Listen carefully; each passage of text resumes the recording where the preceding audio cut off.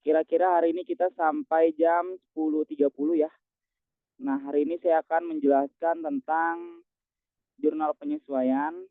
Tapi sebelum ke jurnal penyesuaian, sedikit akan saya bahas tentang rekapitulasi. Ya, mungkin nggak terlalu banyak, tapi nanti rekapitulasi buku besar pembantu utang dan piutang bisa Bapak Ibu lainnya kerjakan sendiri di rumahnya masing-masing. Nah, saya di sini nanti sifatnya hanya mengkoreksi. Ya, namanya akuntansi lanjutan, berarti secara otomatis saya menganggap sudah paham semuanya konsep dasarnya. Nah, di sini saya hanya membahas yang lanjutannya gitu, dari yang dasar menjadi yang tingkat lanjut gitu ya. Nah, untuk yang pertama adalah yang akan saya bahas di sini rekapitulasi. Kenapa sih ada rekapitulasi? Apa sih manfaat rekapitulasi? Nah, rekapitulasi ini untuk merekap ya, merekap berdasarkan transaksi gitu. Nah, misalkan ini rekapitulasi jurnal penjualan. Kita lihat di jurnal penjualan di sales. Ini ya. Nah, kita masukin dulu nomor akunnya. Piutang dagang nomor akunnya berapa? 5.600.000. 5.600.000. Nomor akunnya 1/1110. Penjualan 4/1100. Ongkos kirim penjualan. Ongkos kirim penjualan 4.300. PPN keluaran 1/1110. Oke. Nah, untuk di sini kita masukin rekapitulasi ya, jurnal penjualan dari nomor akunnya yang terkecil dulu. Nah, ini kan ada posisi debit ya, sebentar. Ada posisi debit dan kredit. Ini yang piutang dagang, ini debit sendirian tuh formatnya ya. Dan ini kredit, ada penjualan, ongkos kirim, dan PPN keluaran. Kita masukin dulu dari yang piutang dagangnya. Nominal piutang dagang berapa? Nominal piutang dagang 34.332.500. Masukin. Debit udah selesai. Lalu yang kreditnya dari yang terkecil. Yang terkecil mana nomor akunnya? Oh, ini nih, 1/1100. Berapa nominalnya?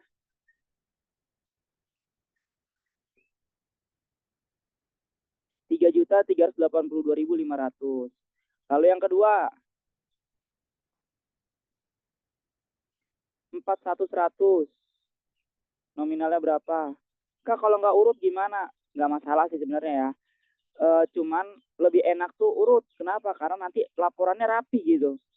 Pas kita lapor ke atasan, laporannya rapi, enak dilihatnya kan. 200.000. Kita jumlahin semuanya. Ini tinggal kita turunin. Ini kita jumlahkan. Nah, seperti ini untuk rekapitulasi gitu ya. Nah, untuk yang lainnya Bapak Ibu semua bisa lanjutkan nih nanti ya. Intinya kalau untuk rekapitulasi itu tentukan dulu nomor akunnya. Bukan berdasarkan nama akun ya, tapi berdasarkan nomor akun. Nah, nanti Bapak Ibu semua tinggal lanjutkan di rumahnya agar laporannya menjadi laporan yang rapi. Nah, di sini ada yang namanya buku besar pembantu piutang. Kita pengen kalau dibilang kayak kartu piutang gitu ya. Kita cross check dulu piutangnya pelanggannya siapa aja. Toko Yuli, masukin Toko Yuli. Habis Toko Yuli, Toko Maju dan Toko Siva.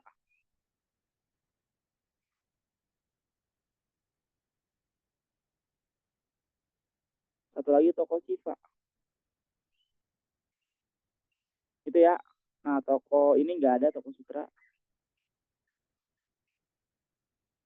Nah, Toko Yuli saldo pertamanya berapa? 1.600.000. Tanggalnya 30. Saldo awal. Gitu ya. Nah, Berapa dia? 1.600.000. Nah, kita lihat berdasarkan jurnalnya, si toko Yuli bayar gak sih piutangnya? Oh, bayar nih di tanggal 3 dia piutangnya sebesar 1.600.000. Berarti masukin, dia akan mengurangi piutang. Piutangnya berkurang ya di kredit ya. Nah, berarti tanggal berapa tadi? Saya lupa. Tanggal 3. Tanggal 3 pelunasan piutang. Rate-nya dari CRJ 1.600.000. Maka si toko Yuli piutangnya habis. Belum tentu. Kita lihat dulu di sales. Ada nggak si toko Yuli? Oh, nggak ada. Si toko Yuli udah nggak apa, belum melakukan pembelian lagi nih. Ya, belum melakukan pembelian lagi ke kita. Maka berarti piutang si toko Yuli sudah habis, selesai. Ya. Lalu lanjut. Toko Maju. Kita lihat toko Maju.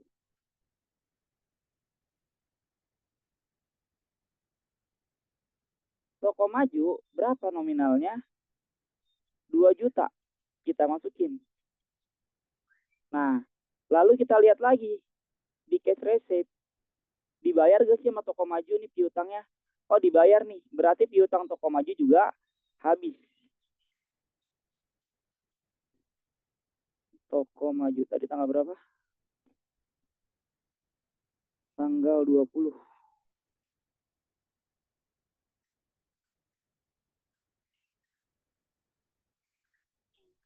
Pelunasan piutang CRJ 2 juta.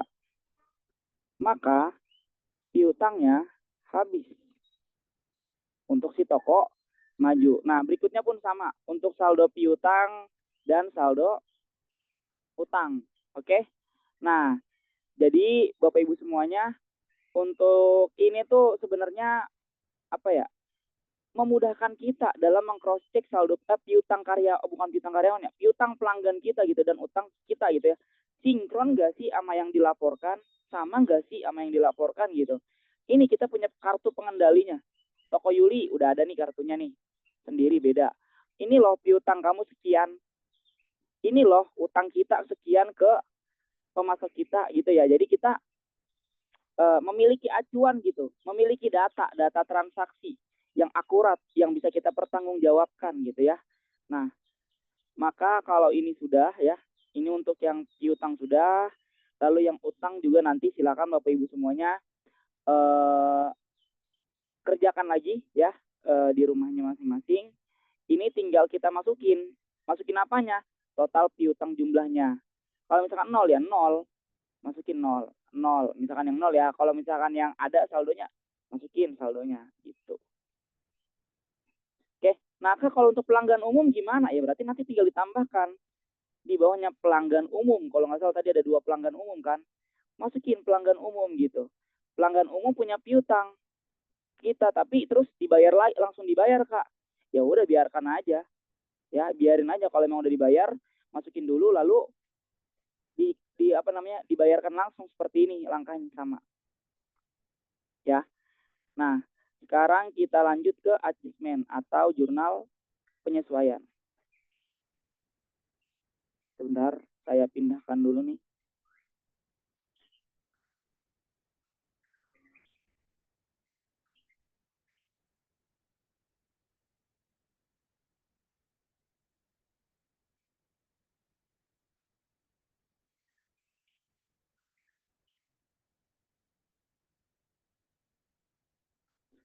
Oke, adjustment soalnya sudah ada ya Bapak Ibu ya.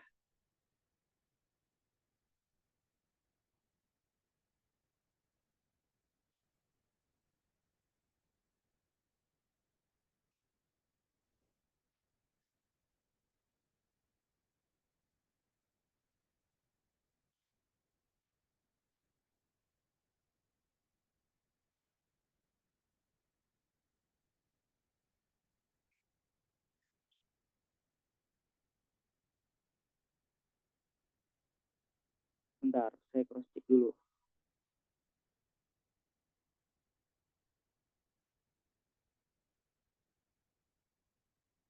Nah, ini dia. JP.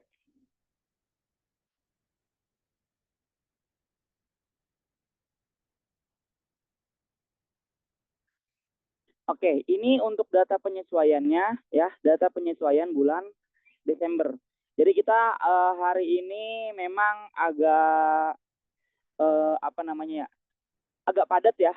Mungkin nanti kalau untuk di mana namanya pertemuan berikutnya karena ada arus kas. Arus kas ini komponennya panjang Bapak Ibu dan penjelasannya harus rinci gitu ya. Makanya saya padatkan di sini. Jadi biar minggu depan nggak terlalu molor.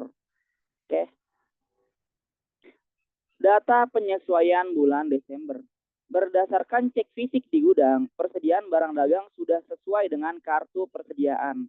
Nah, ibarat kata gini, yang di fisik adalah kondisi sebenarnya. Yang dilaporkan itu kadang nggak menentukan yang sebenarnya. Ya, misalkan yang dilaporkan persediaannya ada 100 unit atau 100 karton gitu ya, 100 karton. Ternyata kalau dikali 100 karton dikali 25.000 itu kan 2.500.000 ya. Ternyata pas di cross check hanya ada 80 karton. 80 kali 25.000 itu 2 juta. Berarti kan selisih. Nah, itu harus dilakukan penyesuaian, dibebankan. Nah, jadi kalau ini sudah sesuai berarti tidak perlu lagi kita sesuaikan. Tapi perlengkapan di gudang hanya tersisa 1.400.000. Gambarannya gini. Yang di penyesuaian ini sudah dilakukan cek fisik di gudang ya, atau di kantor lah, udah dilakukan cek fisik di kantor. Nah, maka dari itu apa namanya, perlu kita lakukan penyesuaian. Gimana cara melakukan penyesuaian, Kak? Kita lihat saldo yang dilaporkan berapa di neraca saldo. Perlengkapan yang dilaporkan 1.600.000. Kok kenapa bisa, Kak? Sisa di sini 1.400.000, di sini yang dilaporkan 1,6. Bisa. Perlengkapan itu kan mencakup ATK ya, alat tulis, terus apalagi tuh kertas-kertas gitu ya, intinya yang berhubungan dengan perlengkapan lah, terus traples, pembolong dan lain sebagainya. Itu kan yang namanya bahan habis pakai. Yang namanya bahan habis pakai ada yang langsung dibuang. Contohnya apa yang habis pakai langsung dibuang? Isi spidol, isi tinta, ya kan? Lalu kertas, kertas itu tuh kertas A4, S4 gitu kan, itu bahan habis pakai. Yang mana kalau sudah dipakai ya dibuang, gitu ya. Udah dipakai dibuang. Nah, maka dari itu perlu kita lakukan penyesuaian. Kadangkala yang dilaporkan itu kan itu laporan yang barangnya itu belum dipakai. Misalkan beli barang baru nih yang kemarin, yang tadi tuh kemarin kita beli barang baru nih yang di sini di mana namanya cash payment ya. Nah, perlengkapan kita beli kan belum tentu 400.000 ini belinya tanggal 1. Kita lakukan penyesuaian tanggal 31. Ya wajar, barangnya ada yang udah kepake ya enggak? Ya kan? Nah, ada yang kertasnya udah kepake karena buat ngeprint, ada yang tintanya udah kepake buat ngeprint, ada yang isi strapless kepake buat nyetraples berkas gitu ya. Pembolong, kalau pembolong sih enggak terlalu berpengaruh. Terus pulpen, pensil, isi spidol itu udah kepake misalkan. Nah, itu perlu kita lakukan penyesuaian. Maka dari itu, karena selisih ya, yang dilaporkan adalah 1.600.000 nih. Lalu yang cek fisiknya adalah 1.400.000, maka selisihnya adalah 200.000. Kita harus bebankan. Maka di sini kita bebankan yaitu ini AJP strip beban perlengkapan pada perlengkapan kantor. Nah, beban perlengkapan berapa nomor akunnya? Gak ada ya.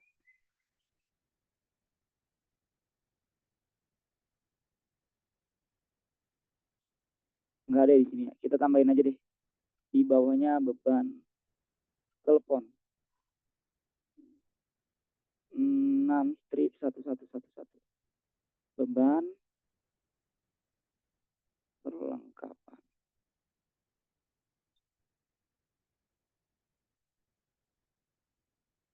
Nah, 6 strip 211. Lalu perlengkapan kantor berapa nomor akunnya?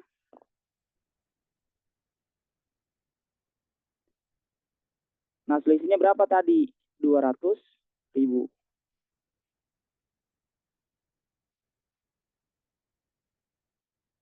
Nah, gitu ya. Jadi, apa namanya,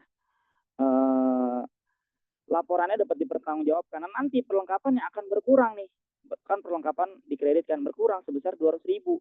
Maka perlengkapan yang sebenarnya adalah 1.400.000. Oke, paham ya?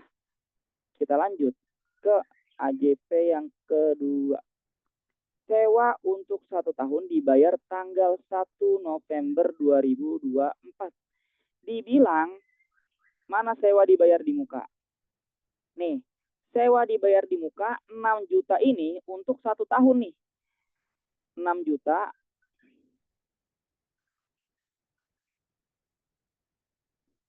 1 tahun. 1 tahun 12 bulan. Ya enggak? Nah, dibayarkan dibilang pada tanggal 1 November. Sekarang adalah yang sedang kita sesuaikan adalah Desember akhir. Yang namanya penyesuaian itu kan akhir periode ya. Nah, dari tanggal 1 November ke tanggal 31 Desember itu ada berapa bulan? November awal, dari 1 November ke 30 November 1 bulan. Dari 1 Desember sampai 31 Desember 1 bulan, jadi 2 bulan. Maka langkahnya adalah 6 juta sama dengan 6 juta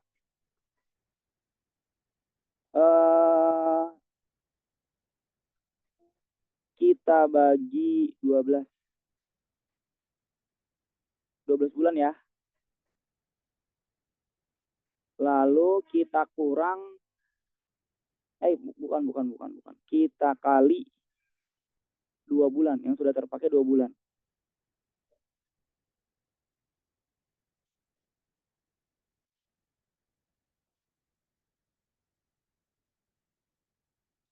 Nah,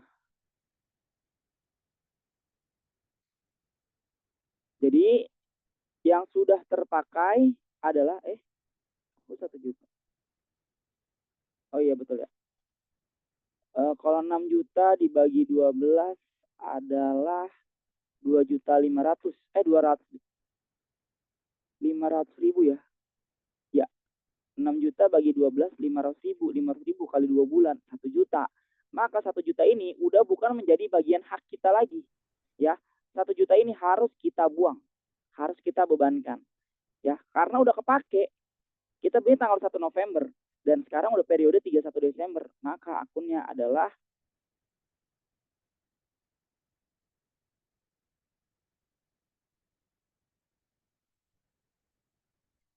AJP.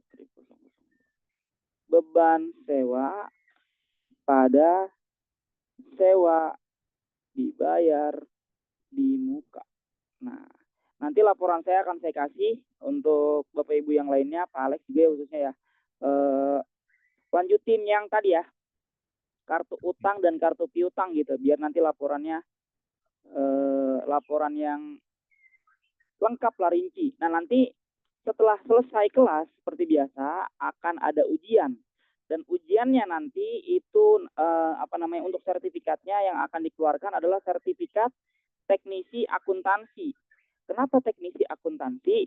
Karena ini udah berkaitan dengan penyusunan laporan keuangan yang berdasarkan SKKNI. Apa itu SKKNI?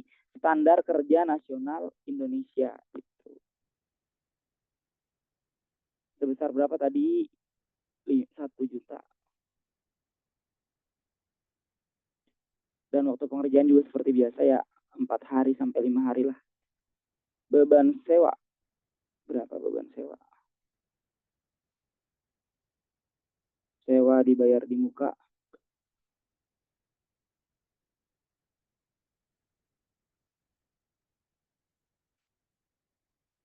Berikutnya, tanggal 31.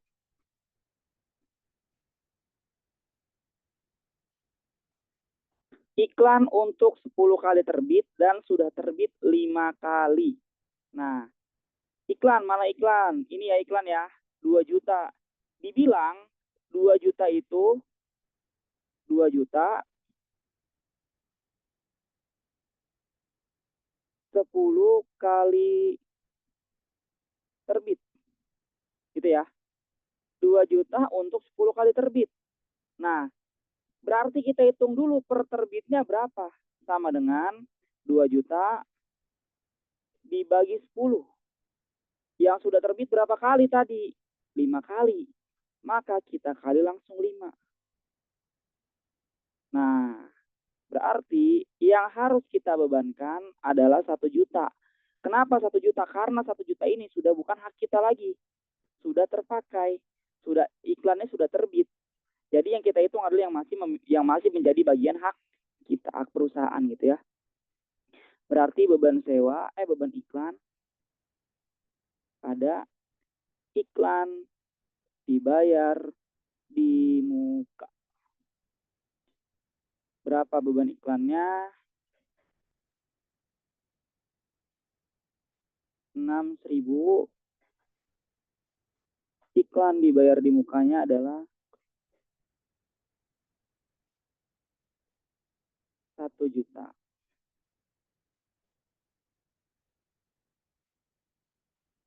Gitu.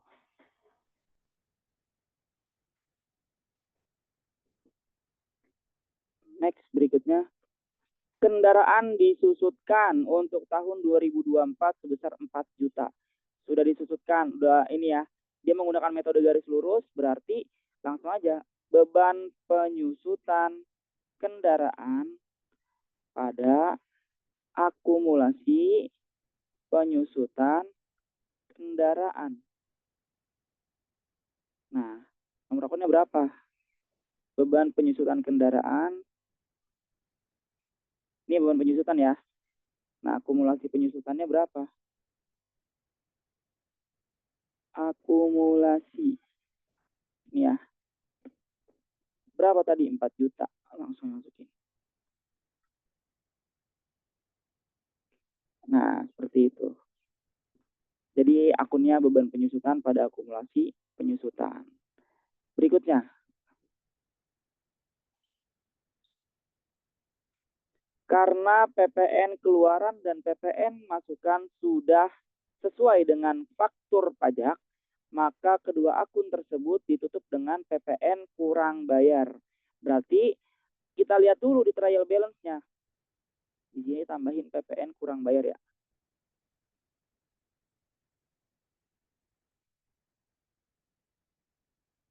Ini deh.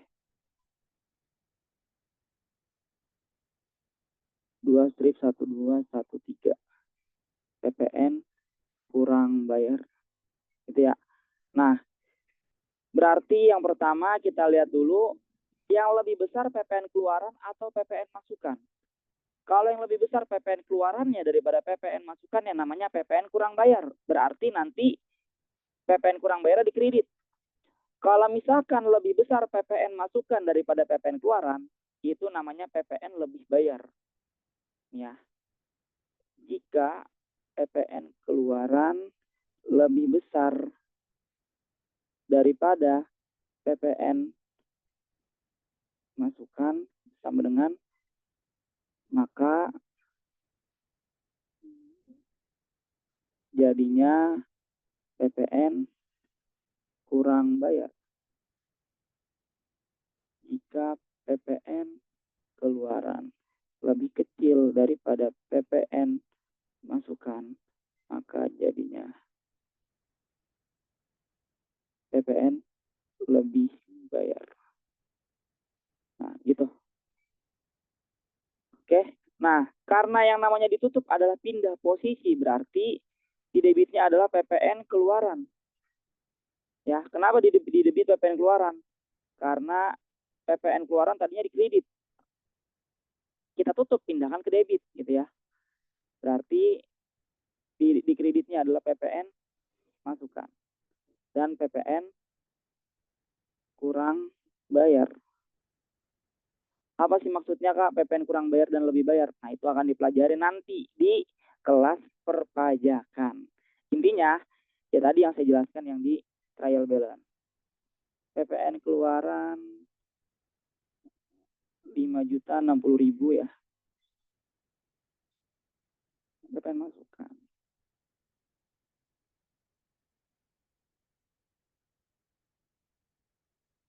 Berarti PPN kurang bayar ya 5 juta dikurang 1 juta. Untuk nomor akunnya, PPN keluaran, PPN masukan, PPN kurang bayar,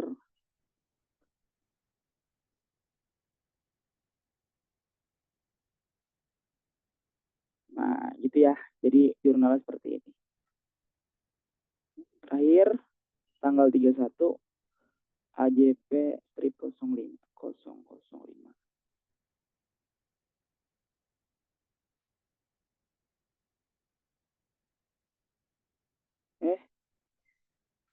405.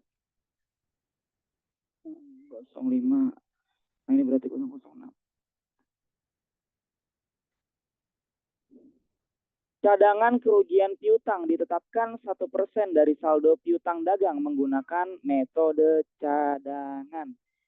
Nah, berarti kita langsung ambil dari cadangan kerugian piutang. Ambil dari piutang ya, sama dengan dikali 1%. Kan menggunakan metode cadangan ya. Jadi caranya adalah saldo piutang dikali tarif piutangnya. Ya, lalu dikurang cadangan kerugian piutang. Maka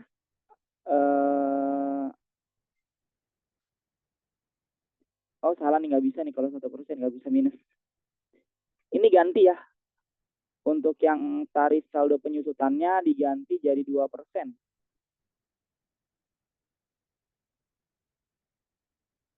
Jadi nanti tolong diganti kalau yang pakai kertas gitu ya. Jadi 2% ya. Jadi kita bukan 1%. Karena nggak bisa kalau 1% itu. 2% baru nggak minus. Nah, jadi 166,650. Maka di debitnya adalah beban kerugian piutang pada cadangan kerugian piutang. Nah, gunanya apa cadangan kerugian piutang ya? Gunanya kalau misalnya ada pelanggan kita yang nggak bisa bayar, ya bisa kita bisa kita sudah punya backup cadangan gitu ya, backup cadangan dana untuk keuangan perusahaan gitu. Berapa tadi? 166,650.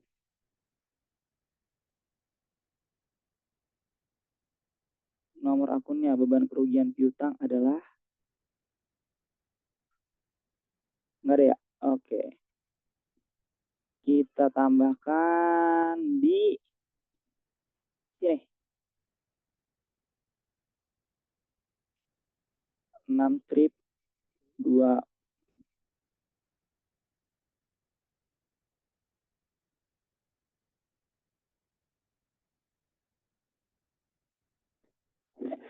nol saldonya ya.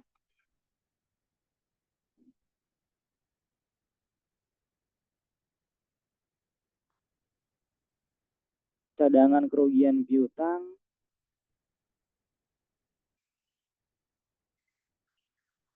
Nah, seperti itu. Jadi langkahnya seperti itu ya. Nanti kalau masih cukup waktu saya jelaskan kembali yang eh, kartu kartu piutang dan kartu utang ya. Buku besar pembantu piutang dan utang maksudnya. Ini tinggal lisam saja.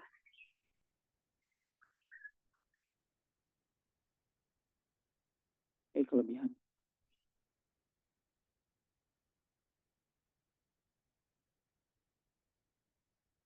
Itu ya. Nah, selanjutnya adalah memposting ke dalam neraca lajur. Ini sebelum memposting kita masukin dulu yang dari neraca lajur.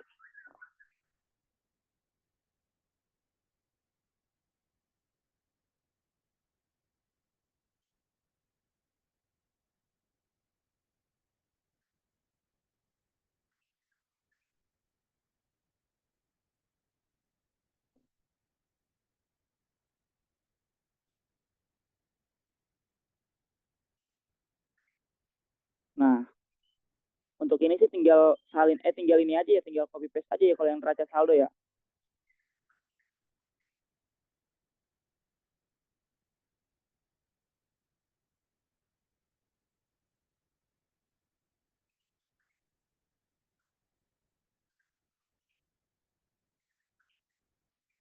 Adjustment, kita ambil dari adjustment, sama langkahnya. Yang pertama adalah beban perlengkapan pada perlengkapan kantor. Perlengkapan di kredit 200.000, lalu beban perlengkapan di debit 200.000 juga. Lalu beban sewa 1 juta, pada sewa dibayar di muka.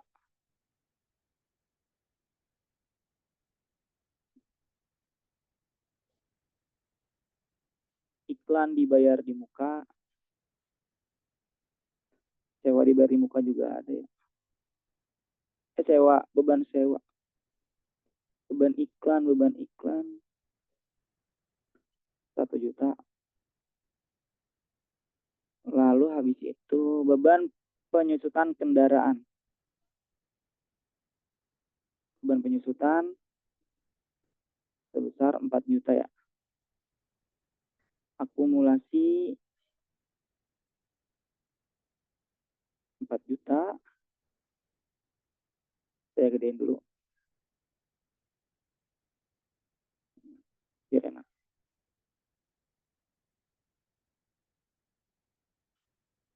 Lalu habis itu PPN keluaran debit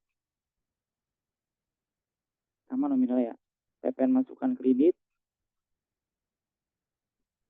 PPN kurang bayar kredit.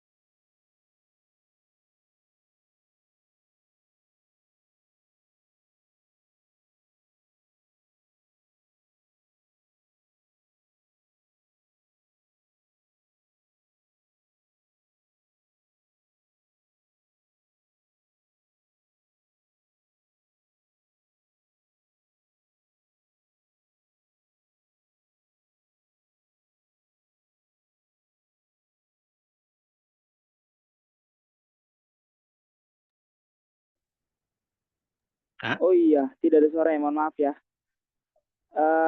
Neraca lajur sudah, kita lanjutkan ke mana namanya laba rugi. Habis laba rugi nanti saya jelaskan kembali yang apa namanya tuh sedikit lagi saya jelaskan tentang buku besar pembantu piutang. Nah, nanti kita masukin bareng-bareng. Trial worksheetnya Pak Alex sudah ngikutin belum? Atau nanti nunggu sharean dari saya? Ya paling nanti nunggu siaran aja. Oke, baik. Untuk laba rugi kita masukin, sebenarnya tinggal salin aja ya untuk laba rugi ya, kan kita udah pernah belajar ya di apa namanya akuntansi dasar ya. Yang pertama pendapatan ya, revenues kita masukin.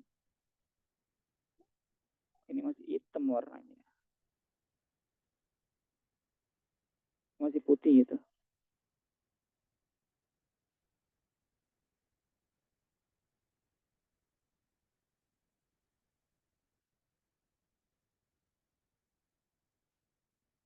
Oke, di sini yang pertama penjualan, atau enggak kita tinggal tarik aja dari neraca lajur penjualan sampai ongkos kirim. Berarti yang lainnya tidak masuk. Nah, penjualannya berapa? Kita masukin penjualannya 103 juta. Kita turunin ongkos kirimnya. Atau enggak jangan di sini deh, biar cantik ya. Sini ya. Nah, tinggal kita turunin.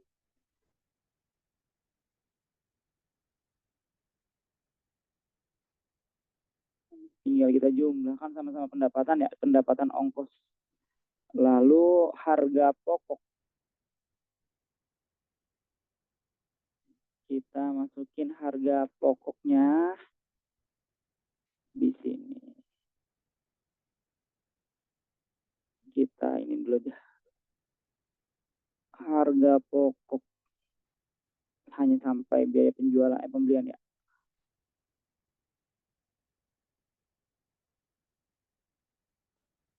Berarti harga pokok kalau nggak salah 70 juta dan ini nol.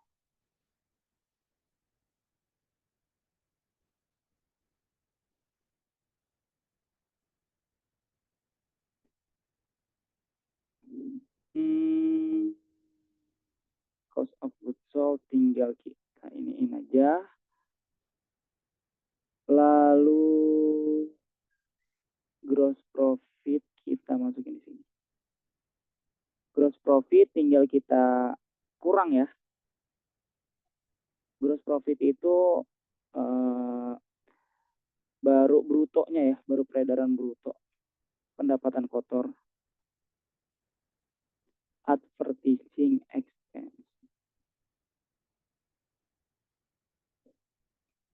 Dari yang biaya iklan mana biaya iklan? Beban iklan sampai beban kerugian piutang.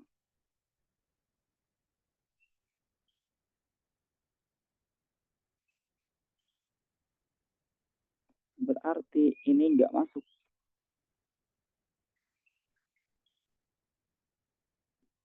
Gitu ya. Nah, kita masukin beban iklan berapa?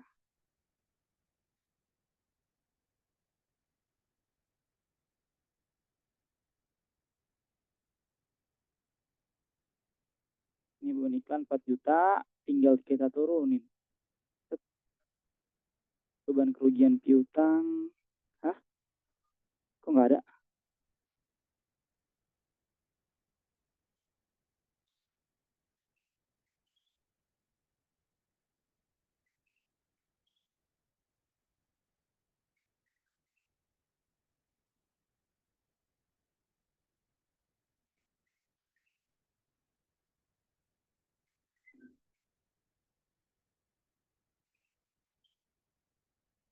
Hmm, tinggal di jumlah.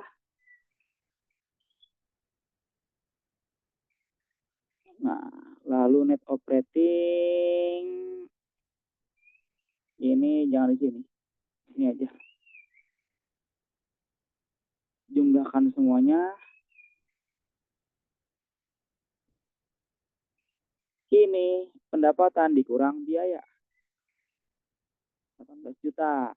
Nah, other pendapatan dan beban lainnya. Pendapatan bunga, lalu beban administrasi bank, gitu ya. Nah, untuk gain or loss nggak ada. Oh, berarti ini pendapatan bunga aja. Karena di bawahnya ada ya. Kosong pendapatan bunga. Jadi ini ya kosong.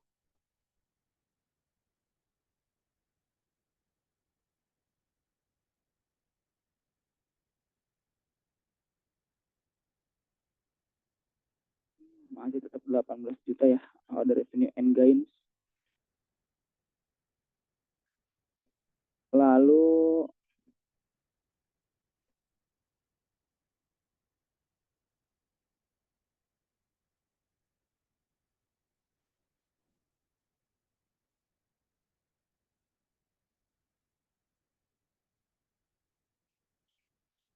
beban salah.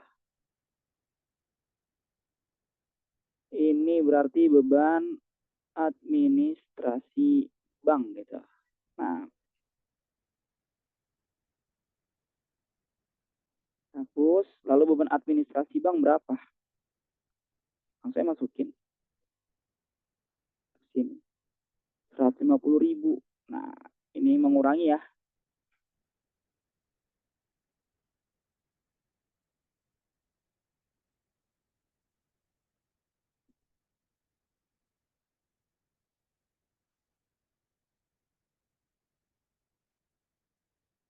Atau enggak ini pakai minus deh. Tapi ini ditambah. Nah, 18, 583, 350. Sama enggak? Sama ya. Berarti ini hanya sampai net income before tax. Atau laba sebelum pajak. Nah, kenapa dia nggak kena pajak? Karena masih di bawah 4,8 M. Tapi sebenarnya kena sih, kena yang 0,5% ya peraturan terbarunya ya. Seperti itu. Jadi untuk laporan laba rugi. Ini total, saya Indonesian dulu. Harga pokok penjualan,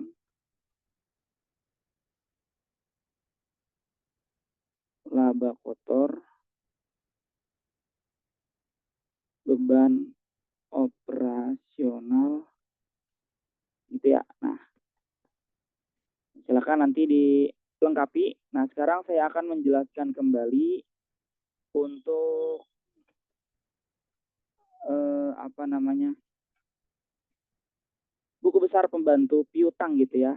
Toko Siva, kita lihat lagi di soalnya. Toko Siva, ini hapus. Yes. 2 juta.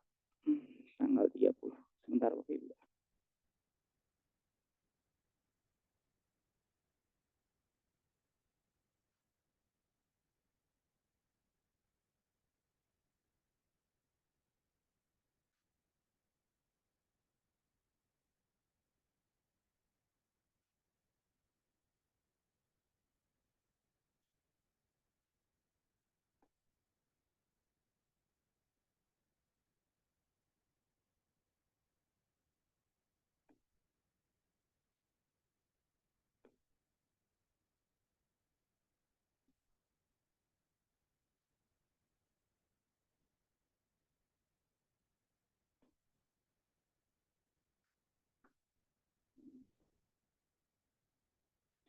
Tanggal 30 saldo awal 2 juta ya.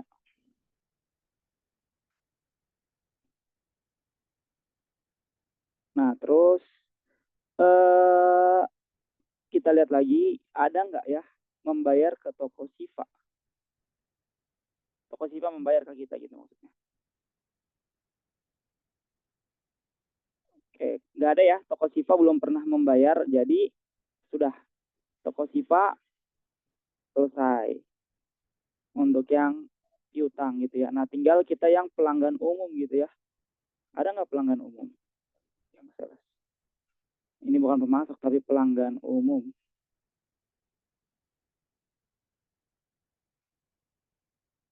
Kita buatkan aja formatnya di situ ya. Pelanggan umum.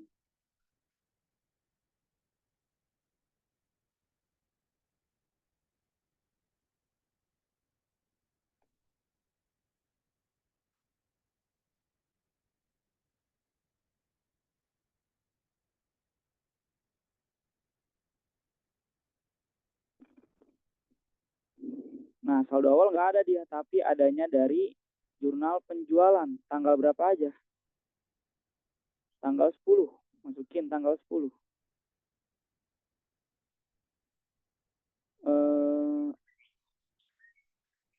Penjualan kredit.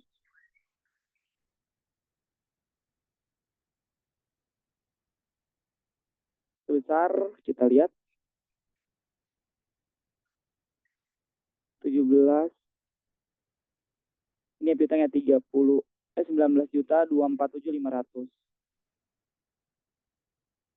Lalu tanggal 20 ada lagi sama penjualan kredit dari checklist. Berapa dia? Jadi total piutangnya adalah untuk pelanggan umum 34.332.500. Seperti itu. Jadi nanti pas masukin ke sini ya, kita masukin dulu nih. Siapa aja dari pelanggannya? Toko Yuli. Ya.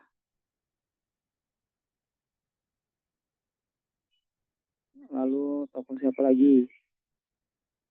Toko Maju, toko Siva.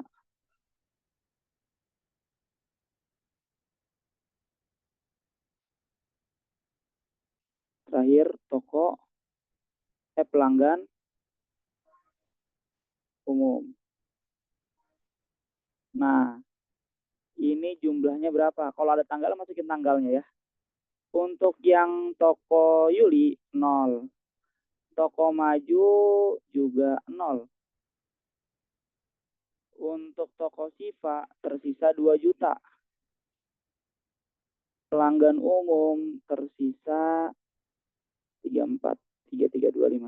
Maka total piutangnya adalah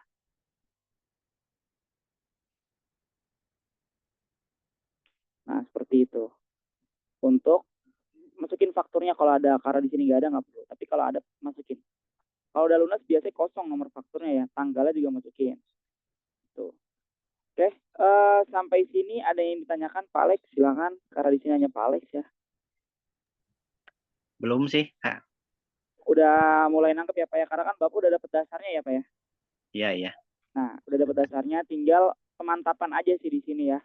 Nah, nanti kalau ada kelas manufaktur, insya Allah akan saya adakan, tapi enggak sekarang ini ya, mungkin nanti karena kekurangan tutor ya. Jadi kemarin tuh udah ada yang lamar ke kami, beliau S2 Mercu Buana, guru dari SMK Tunas Harapan gitu ya, mau melamar ke sini. Cuman karena kita muridnya, bukan murid ya, pesertanya masih belum terlalu banyak gitu ya. Kalau pesertanya udah di atas 20, saya berani manggil tutor lain gitu ya, untuk mengadakan kelas-kelas baru gitu. Tapi karena kendala pesertanya belum terlalu banyak, padahal saya sudah membuat iklan gitu ya, mungkin karena baru gitu ya, ini tantangan saya. Nanti insya Allah kedepannya akan terus diadakan kelas-kelas lainnya, tapi kini kita juga sudah mengadakan kelas-kelas private yang mana memang tutornya masih saya gitu ya, tapi kita sudah mengadakan kelas-kelas private, baik itu private akuntansi, terus kelas pajak, accurate, metodologi penelitian, penulisan ilmiah, dan lain sebagainya. Kita mengadakan itu kelas-kelas privat. Oke, 2 menit lagi biar pas jam 10. Kalau ada yang ingin bertanya silahkan, kalau tidak ada langsung saya cukupkan. Sebenarnya sih bisa diterobos sampai ke perubahan modal mah nggak terlalu susah, gampang. Lalu laporan posisi keuangan juga gampang ya. Ini bisalah dikerjakan di hari Sabtu depan gitu ya. Lalu tinggal 4 lagi kita, 5 sama neraca saldo penutup gitu. Nah ini nanti kemungkinan di Sabtu depan aja kita akan bahasnya. Kalau tidak ada lagi pertanyaan akan saya tutup. Oke, baik. Ada pertanyaan lagi Pak Alex? Tidak ada ya? Kayaknya ya cukup. Oke, cukup ya Pak ya. Nanti saya share untuk recording dan juga Excel-nya. Mungkin itu saja yang bisa saya sampaikan pada pertemuan hari ini. Semoga ilmu yang kita pelajari hari ini dapat bermanfaat khususnya bagi saya dan juga bagi Bapak Ibu semuanya. Sekian, Assalamualaikum warahmatullahi wabarakatuh. Waalaikumsalam warahmatullahi wabarakatuh.